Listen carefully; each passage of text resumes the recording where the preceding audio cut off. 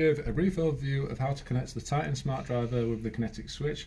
So as you can see on the table, we've got the Smart Driver already powered up and we've got a light plugged into channel 1. So all we need to do is press the kinetic switch reset button for 5 seconds. So I'll do that now. 1, 2, 3, 4, 5. And this will trigger a blue diode inside to start flashing inside the casing. And all I need to do now is just click the switch that I want to connect to the Smart Driver and it will be paired. So there we go. You can see we now have the on and off function. Another function that we have for the single colour lights is if you press and hold, it will start to dim the light. So we'll do this now.